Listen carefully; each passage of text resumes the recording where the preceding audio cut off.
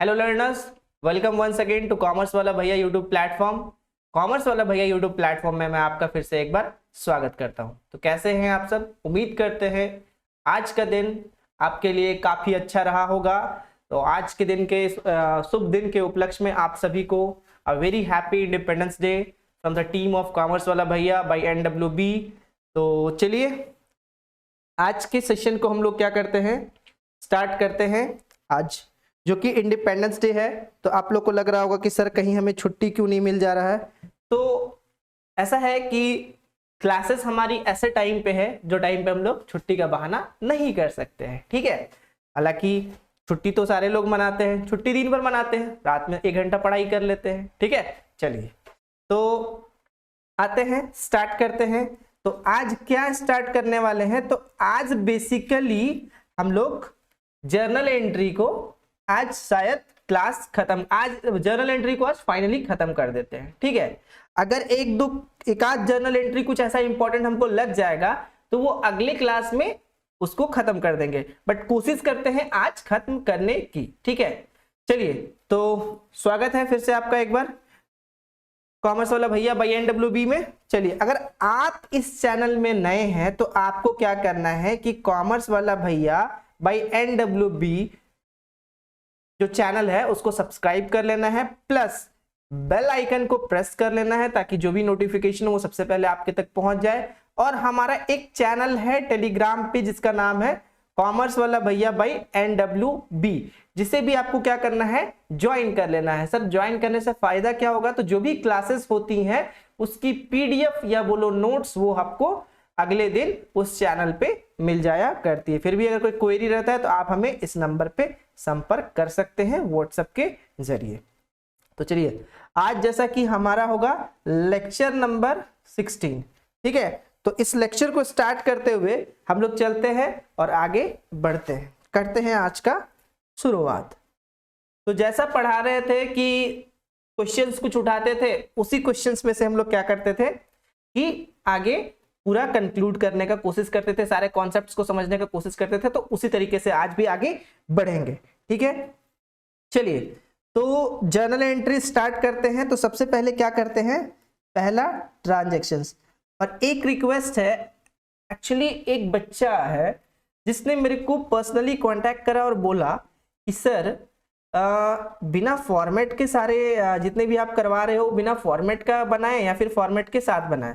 तो मैंने उसको एक सुझाव दिया जो कि सुझाव आपके लिए भी बहुत अच्छा साबित होगा कि बिना फॉर्मेट का आप ना बनाएं, क्योंकि अगर बिना फॉर्मेट का आप बनाते हो तो उससे आपको क्या है, एक नुकसान है। क्या नुकसान है कि एग्जाम के टाइम पे आपको बहुत ही परेशानी होगी, क्योंकि मोस्टली अकाउंट्स के बच्चों का सबसे बड़ा कंप्लेन ये होता है कि टाइम ही नहीं बचा, टाइम ही नहीं बचा, लाइन खींचने में, फॉर्मेट खींचने में ही टाइम चला गया।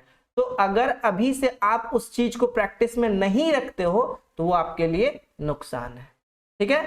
चलिए तो मेरे बच्चे बहुत समझदार हैं, आई होप कि आप इस चीज को समझोगे और इस चीज को लाइटली नहीं लोगे और आप अपना काम को जिस तरीके से बताया जा रहा है करोगे, ठीक है। चलिए तो उसी को देखते हुए कार्यक्रम को स्टार्ट करते हैं, जिसमें पहला क्वेश्चन लेते हैं, cash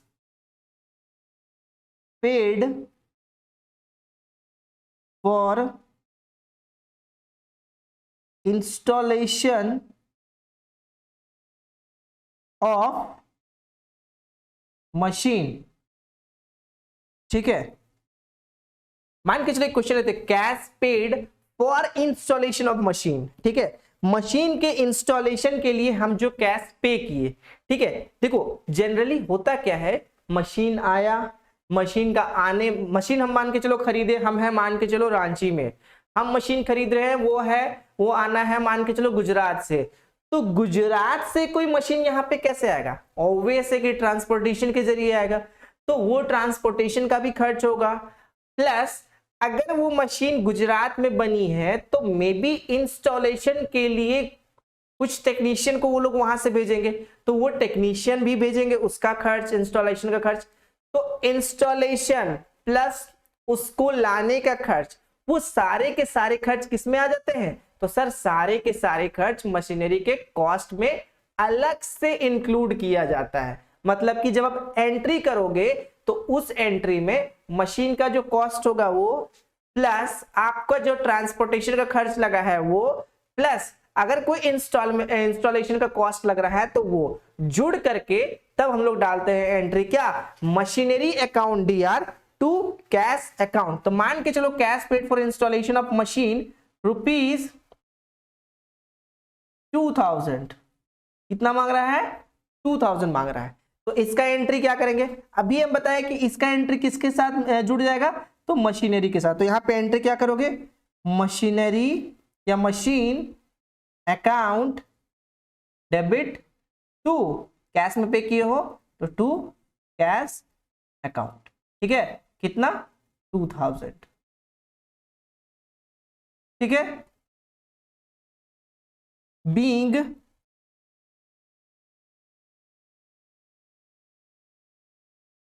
installation cost paid for machine, ठीक है।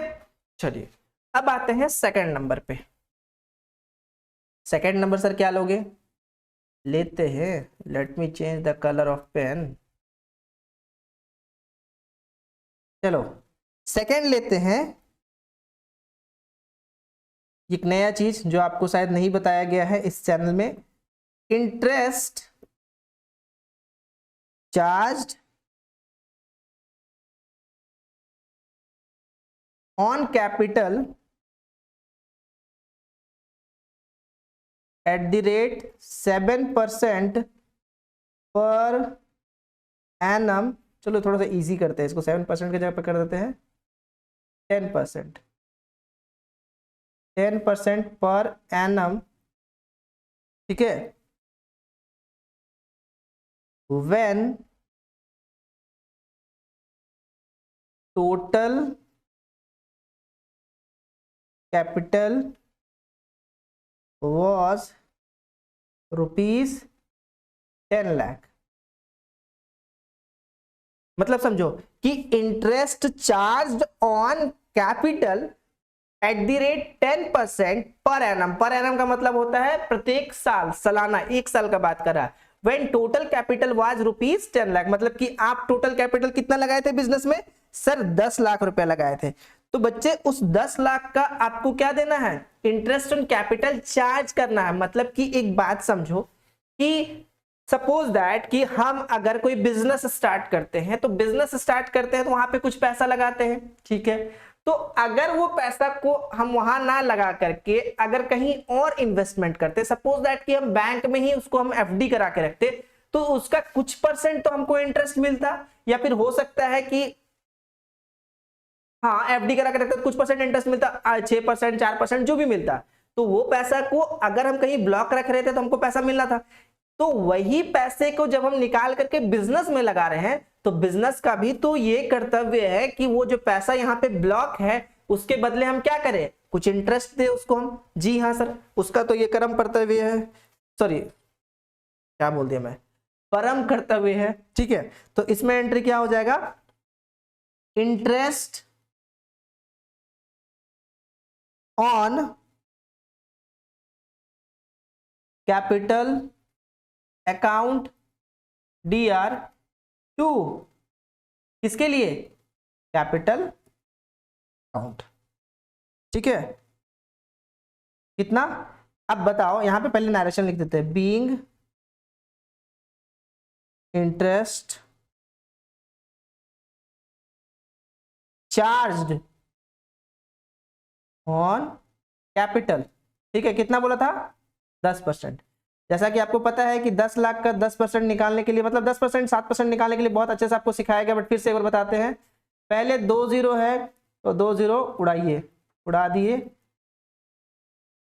अब किसी को 1 1 जा 1, यहां कितना जीरो, 3, 1 2 3 4, 4 जीरो, यहाँ कितना जीरो, 1 0, 5 जीरो, टोटल मिला कितना हो गया, 1 लाख। तो 10 लाख का 10% कितना हो जाएगा आपका, 1 लाख रुपया। तो यहाँ पे क्या लिखोगे, 1 लाख, ठीक है बच्चों। आई होप आपको समझ में आ रही होगी, अगर समझ में आ रही होगी तो प्लीज चैनल, हमारे वीडियो को लाइक कीजिएगा और चैनल को सब्सक्राइब जरूर से कीजिएगा, ठीक है। ठीक है, तो ये है आपका इंटरेस्ट चार्ज के लिए था, क्या, interest on capital. Interest on capital एक तरह से देखो तो आपका क्या है, एक तरह से वो एक्सपेंस है, ठीक है। तो all expenses and losses are to be debited, इसके कारण इसको क्या किया गया है, डेबिट किया गया है, ठीक है। चलिए आते हैं हमारा थर्ड कॉन्सेप्ट या फिर थर्ड नंबर एंट्री पे।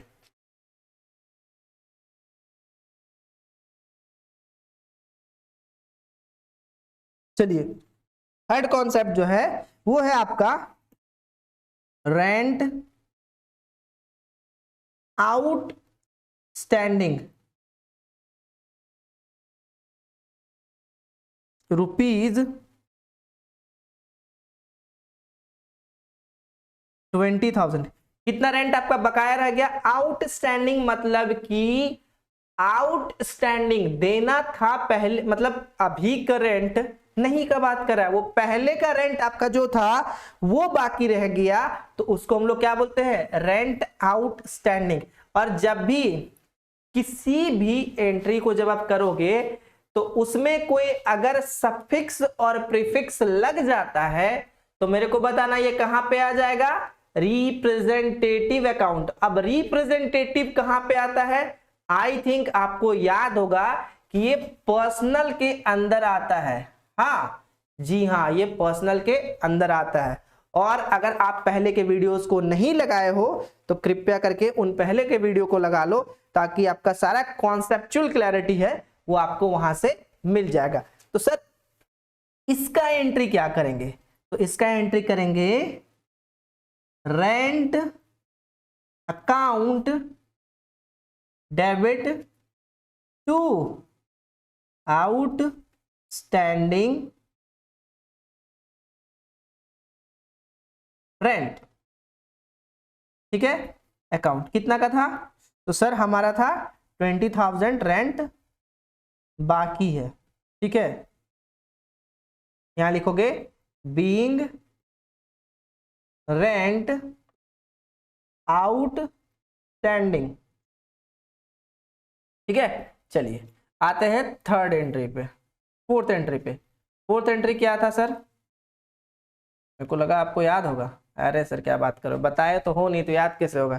चलो फोर्थ एंट्री करते हैं, क्या करते हैं यहाँ पे एक नया चीज, नया concept, interest on drawing. Drawing क्या होता है, हाथी घोड़ा बनाना, ना ना सर आप तो पहले ही बता रखे हो, ड्राइंग का मतलब होता है जब भी हम लोग कोई पैसा को पर्सनल खर्च के लिए बिजनेस से निकालते हैं तो उसको ड्राइंग बोलते हैं। अब आप सोच रहे हो कि क्यों हम बिजनेस से कोई पैसा हम पर्सनल खर्च के लिए निकालेंगे, तो वो इसीलिए निकालते हैं, मेरा भी तो परिवार है, मेरा भी तो घर है, हम बिजनेस पे पैसा लगाए हैं तो हम पैसा निकालेंगे कहां से, ऑब्वियसली बिजनेस से निकालेंगे। तो इसी के लिए तो अगर हम बिजनेस से कोई पैसा निकाले हैं तो उस पैसे को ड्राइंग कहते हैं। अब जब बिजनेस से पैसे निकाले हो तो वो ड्राइंग का वो पैसा क्या आपको ऐसे ही दे देगा, नहीं, उसके बदले वो क्या करेगा, आपसे कुछ इंटरेस्ट चार्ज करेगा। जैसे कि जब कैपिटल आप लगाए थे तो आपको वो उस पे इंटरेस्ट दे रहा था, उसी तरीके से ड्राइंग पे वो क्या कर रहा है, चार्ज कर रहा है। कैसे चार्ज करेगा, तो इसका एंट्री क्या होगा, drawings account debit to interest on drawings. एक बात बताना बच्चों कि अगर हम बात करें कि इंटरेस्ट ऑन ड्राइंग का बात करें तो वो मेरा क्रेडिट क्यों हुआ है, क्योंकि वो काइंड ऑफ बिजनेस के लिए एक तरह से क्या है, बिजनेस में all income and gains are to be credited, तो ये एक तरह से इनकम ही है जिसके लिए क्या किया गया है, इसको क्रेडिट किया गया। तो यहां पे क्या लिखोगे, बीइंग इंटरेस्ट, वेट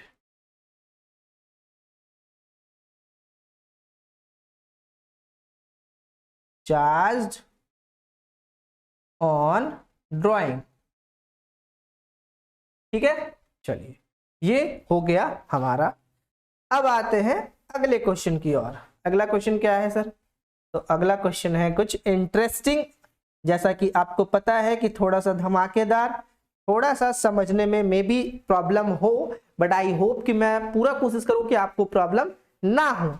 चलो, ये थोड़ा क्वेश्चन भी लंबा है, थोड़ा सा इसका सॉल्यूशन भी खतरनाक होने वाला है, लेकिन आप हम पे ट्रस्ट करना कि आपको बहुत इजी तरीके से बताएंगे। चलो, क्या नाम ले ले? नाम ले लेते हैं हमारे पपलू जी का।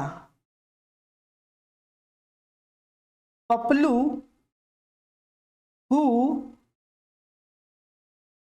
owed me ₹50,000, ठीक है, has failed to pay the amount, मतलब वो अमाउंट हमको दे ही नहीं पाया 50,000 का, लेकिन he pays me a compensation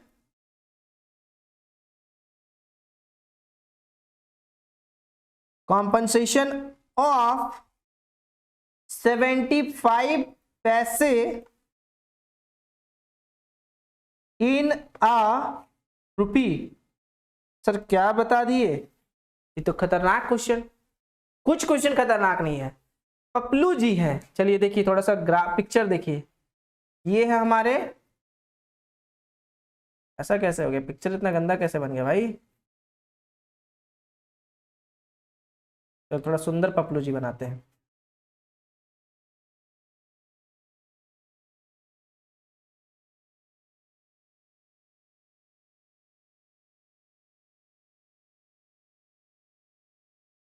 ठीक है,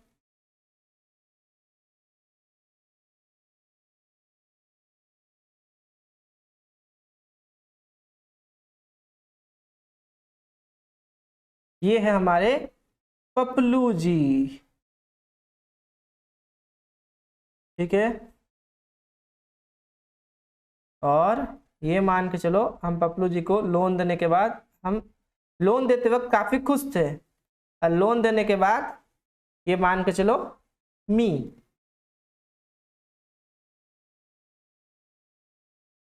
ठीक है।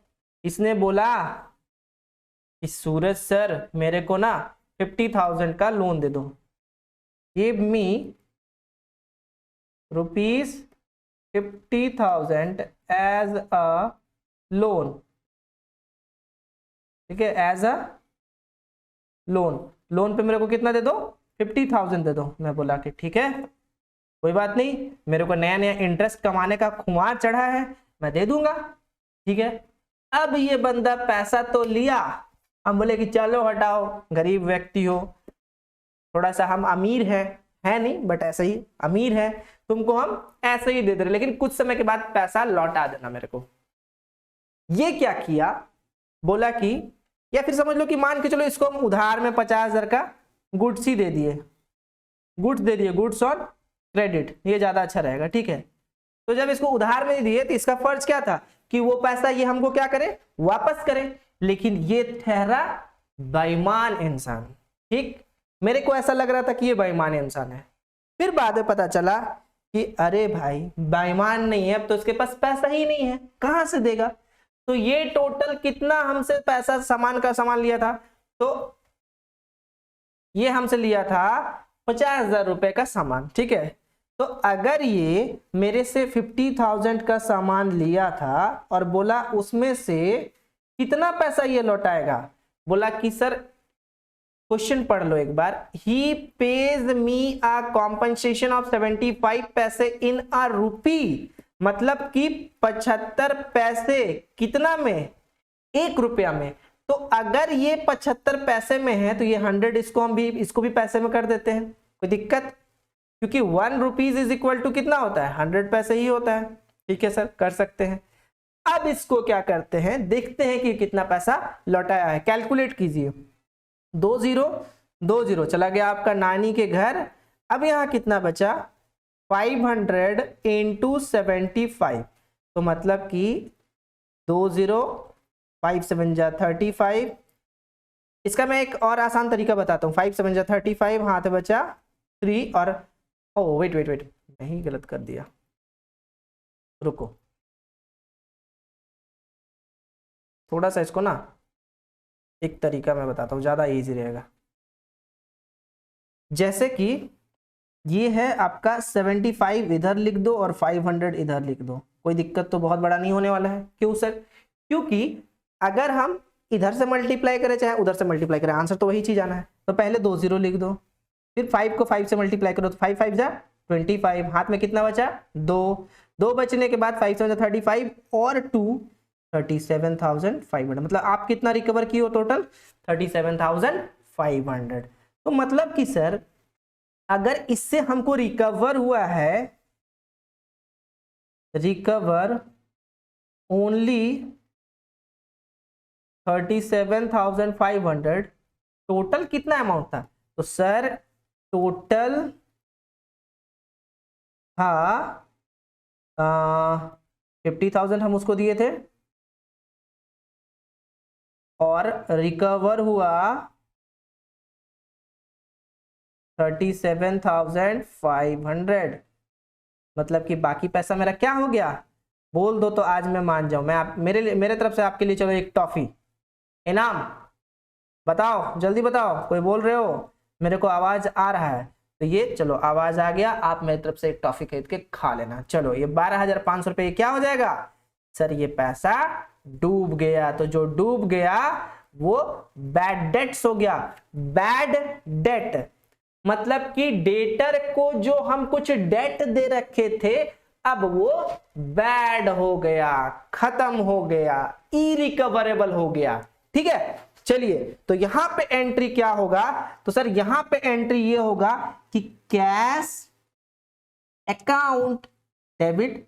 क्यों सर? क्योंकि बच्चों 37,500 रुपया तो उस बंदे ने मेरे को दिया था, ठीक है, कितना नहीं दिया था, लेकिन हमको सर उससे कितना लेना था? क्या था? पपलूज अकाउंट, हमको उससे कितना लेना था सर? सर उससे हमको लेना था 50,000 रुपया। तो सर बाकी का पैसा कहां गया? बच्चों बाकी का पैसा जो बैड डेट्स था वो आपका डूब गया, वो अमाउंट ही बैड हो गया। तो वो बैड डेट्स का अमाउंट 12,500 रुपया वो आपका क्या हो जाएगा? डेबिट हो जाएगा। क्यों डेबिट होगा? क्योंकि बैड डेट्स आपका एक तरह से लॉस है, तो all losses and expenses are to be debited, it is given on the nominal account. तो अकॉर्डिंग टू द रूल ये क्वेश्चन रेडी है आपके लिए। नाउ यहां लिखोगे क्या? नरेशन लिखोगे, बीइंग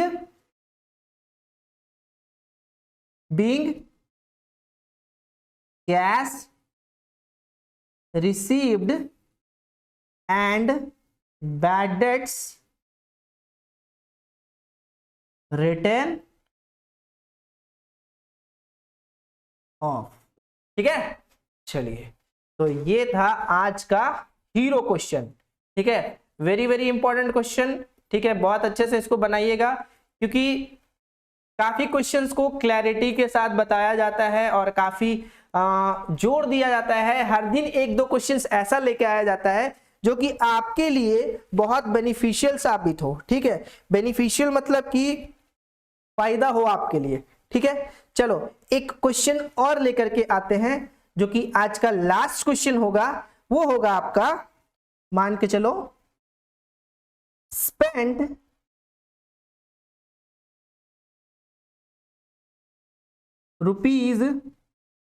₹400 फॉर रिफ्रेशमेंट, ठीक है, ऑफ ए कस्टमर। रिफ्रेशमेंट मतलब समझते हो?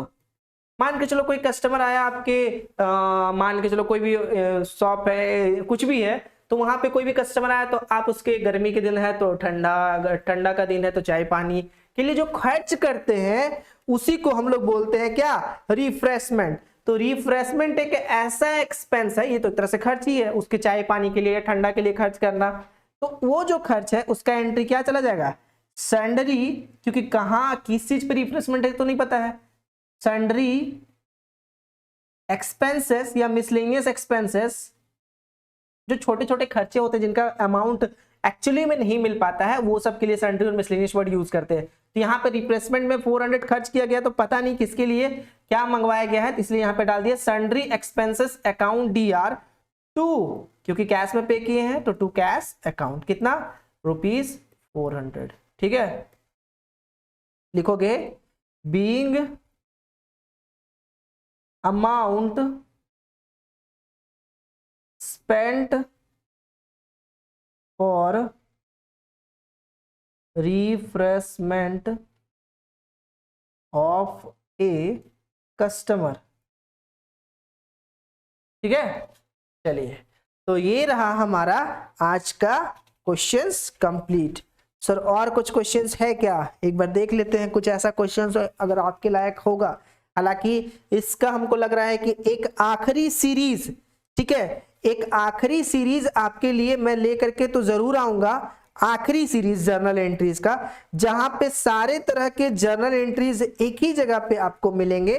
वो सीरीज मैं बहुत जल्द लेकर के आने वाला हूं, बहुत जल्द मतलब कि अगले ही लेक्चर में, और वो हमारा होगा last lecture of journal entries. तो अपना जो टाइमिंग है उस टाइमिंग को भूले ना, अपने वर्क को बहुत डेडिकेशन के साथ कीजिए, कंप्लीट कीजिए जर्नल एंट्रीज को, और देखते रहिए कॉमर्स वाला भैया यूट्यूब प्लेटफॉर्म, जहां पे आपको तरह तरह के कॉन्सेप्ट्स के क्लैरिटी के साथ हम लोग नए नए कॉन्सेप्ट्स, पुराने पुराने कॉन्सेप्ट्स को नए नए तरीके के साथ आपके लिए लेकर के आते रहेंगे। चलिए फिर से once again a very happy independence day आप सभी को हमारी टीम की ओर से। और चलिए फिर काफी रात हो गई है, आप अपना पढ़ाई कीजिए। चलिए bye bye, good night, take care.